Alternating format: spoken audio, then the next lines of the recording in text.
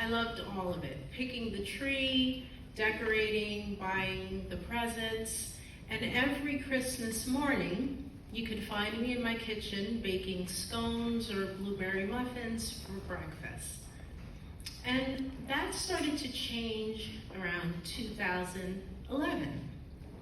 That's when my then husband started arbitrarily blaming me for things. For example, he got a really bad cold, and it was because I lowered the thermostat. Once blame was assigned, he would be annoyed for the rest of the Christmas season. And basically, I couldn't do anything right. This went on until 2017. In January 2018, I told him that I wanted a divorce. And in May of 2018, I packed myself, my mother, who has Alzheimer's, and my sister, who has Down syndrome, and moved into another house. So it was official. Christmas is no longer my favorite holiday. So much so that in 2019, I decided I wasn't going to celebrate it. Now, I was comfortable with that decision because my mother at that point had progressed to where she really wasn't connected to the holidays. And my sweet sister, Iraisa, had also lost her connection with the holidays as she developed Alzheimer's as well. She was diagnosed in 2016, and her Alzheimer's was particularly aggressive and merciless. By 2019, it had robbed her of most of her vision and her motor skills. She became bedbound and fully dependent. Fortunately, I was able to secure excellent, comprehensive in-home care for both of them. And so, having all of this in place, knowing that they would be in good hands, in December 2019, my sister Raina and I decided to go to Jamaica instead of doing Christmas. And so we went, and it was great. 4 days of sun, sand, ocean, great food, and entertainment. And on the last morning of our time there, we were soaking in just a little bit more beach time before heading to the airport. I got a text on my phone from an unknown number.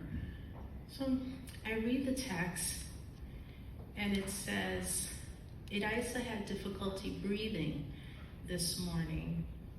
The aide called 911, and she was taken to the hospital. I reread that message at least 4 times, trying to digest it and accept that it was real. How could this be happening? She was fine when I left. She was her normal. And how could it be that my sweet sister got taken to the hospital and I'm here miles away in another country? By the time we boarded our flight, I was able to speak to my sister Jeanette, who was home holding down the fort, and she was at the hospital with Iraisa. I also spoke with the ER attending physician, and she explained to me that Iraisa had pneumonia, and they believed it was most likely from aspiration. And it's something that commonly occurs with people who are bedbound. By her second day in the hospital, her pneumonia still was not responding to the antibiotics.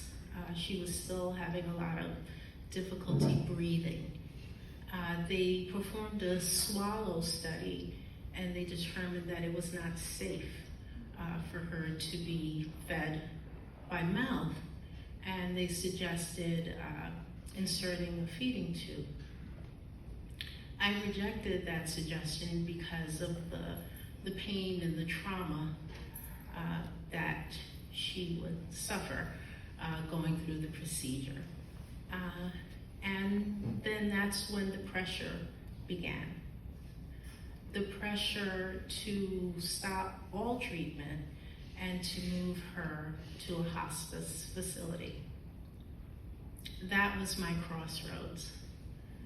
How to make the best, most compassionate decision for my sister's care. The next day I met with the hospital's hospice coordinator to get clarity on what this entails. And she explained to me that hospice doesn't have to be in a facility, it can be at home. And I said, okay, I want it to be at home.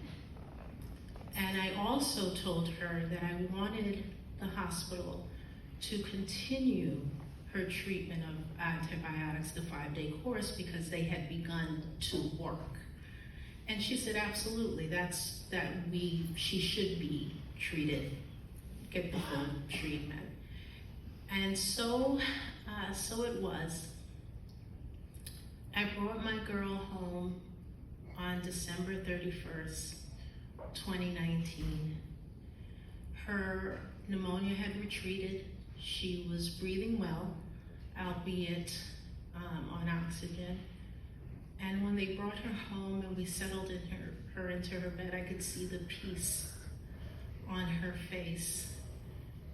She was able to eat and be in the comfort of her own home. And although we did lose her February 12th, 2020, she got to spend the last weeks of her life in the comfort of her own home, surrounded by people who loved her. And that means everything.